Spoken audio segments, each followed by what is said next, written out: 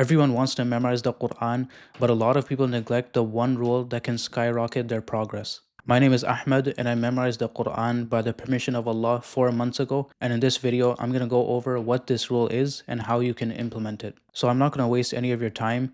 The concept of focus is the most important aspect of achieving any goal. And believe it or not, that is the rule. You need to be truly focused in your hifz journey if you want to memorize the Quran as fast as possible. And what I mean by focus is that you need to dedicate most of your time and energy on memorizing the Quran. You may think you are already as focused as you can be, but I don't mean you only need to be focused whilst doing the task itself. What I mean by focus is that you need to subtract things from your life that take up your time and energy. You need to put most of your time and energy into memorizing the Quran, because if your attention is divided across many commitments such as school, learning Arabic, Islamic studies, exercise, etc., then your hifz progress will slow down. Because think of it like this.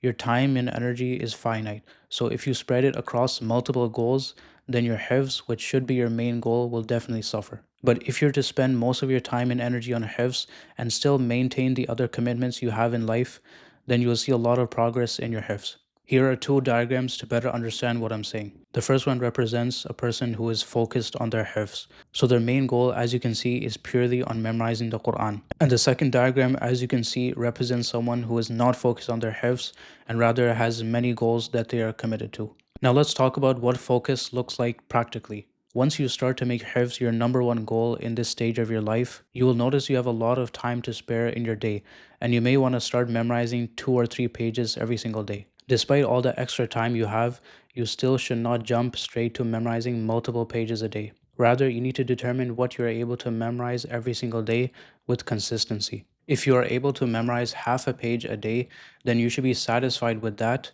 and you should stick with it until you can slowly increase it to, for example, 1/3 of a page or 1 page. You want to be very careful of the concept of burning out, because how burnout works is that after a few days, if you try to memorize, let's say 2 to 3 pages, which is a lot for you at the beginning stages of hifz, then it only takes a week of you doing this to then burn out. And then once you're burned out, you start to not memorize anything per day.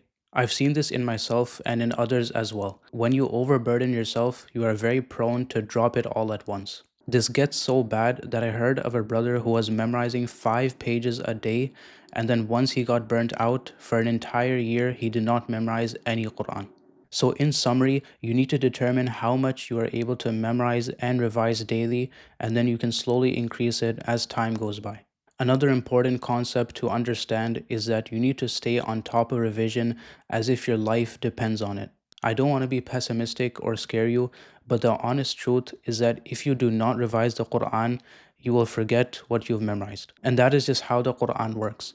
It's very easy to forget due to a lack of revision. So don't fall for the trap of shaitan thinking that you need to do more memorization than revision. Some people think, oh, I already do so much revision of the Quran, let me try doing more memorization. That idea is totally false, because revision itself is finishing your hifz. Because not revising forces relearning, and relearning wastes your time, so a lack of revision actually slows down your hifz. And you need to have the determination to revise the Quran every single day until the day you die, because that is what it means to be a hafil. It shouldn't be that you memorize the Quran when you are young and then later forget it and then still claim to be a hafil.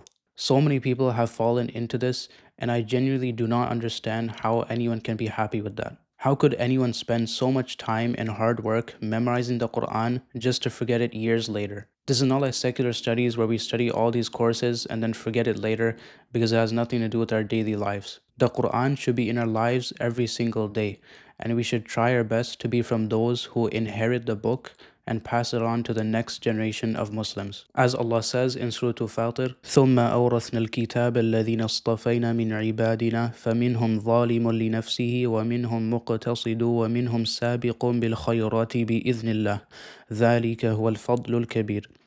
Then we gave the book as inheritance to such of our slaves whom we chose.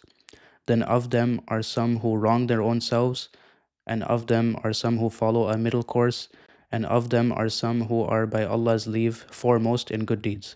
That is what is the great bounty. So may Allah protect us from forgetting the Quran, and may Allah make us of those whom He has chosen to inherit the book.